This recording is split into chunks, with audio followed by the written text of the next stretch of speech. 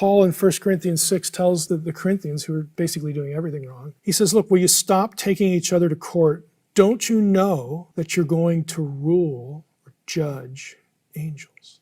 Here's a challenge for you. Go get a commentary and find somebody who has any idea what that means. Might have something to do with, angels or something. Well, no kidding. It says that, all right?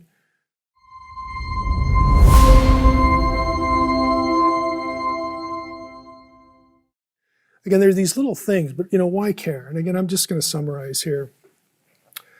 I like to take people to John 1:12. As many as believed him, to them he gave authority to become the sons of God.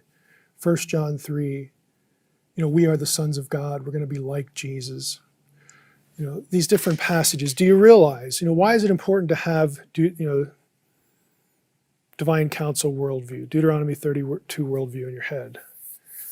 Again, I didn't think it was important at all. And this is not an exaggeration. I'm just going to say this. By the time I hit doctoral work, I had 60 minutes. Okay, not a clock hour, like a credit hour, but a clock hour. I had 60 minutes on angelology and demonology in 15 years of work. Now, when that happens to you, you think it can't be important. I'm going to tell you it is. Here's just one observation from 1 John 3 and John 1. You go back in the Old Testament, who are the holy ones? Overwhelmingly, like 98% of the time, it's members of the heavenly host, the divine council. In the New Testament, holy ones, your English Bible will have saints. That title is never used of the heavenly host, the angels. It's only used of you, of believers. Why the switch? Because we are the new sons and daughters of God. We are going to replace what was lost in all these rebellions, both on earth and ultimately in heaven, or the new earth, the new Eden. You go to Hebrews 2, where this is the passage where Jesus is not ashamed to call us brothers, siblings. Where does that scene take place? If you go read the passage, before the congregation, before the council. It's right there in the text. Paul in 1 Corinthians 6 tells the Corinthians, who are basically doing everything wrong, he says, look, will you stop taking each other to court? Don't you know that you're going to rule or judge angels? Here's a challenge for you. Go get a commentary and find somebody who has any idea what that means. And I'm not exaggerating.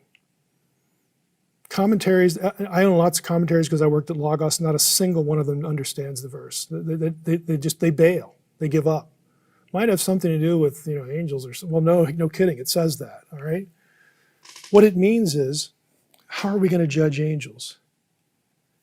If you keep reading Revelation 2, Revelation 3, in the new Eden, we are put over the nations. To him that overcomes, I will put him over the nations. To the one that overcomes, I will let him sit on my throne and rule the nations. Who rules the nations now? The fallen gods, the principalities, the powers, the rebellious sons of God. Who gets to replace them? Who judges them? Who will ultimately rule over them and displace and replace them? That would be us. And this is not a throwaway line in Paul. Don't you know that you're going to rule angels? We outrank them. We didn't even get into the structure of the divine council. It's 3 tiers. The bottom tier is angels. The middle tier is the family of God, the children of God.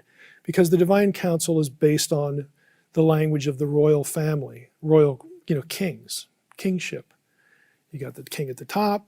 Who gets the most, the best jobs are the ones with the most responsibility. Those are family members. And then everybody else is bureaucracy. It's the same thing in Scripture.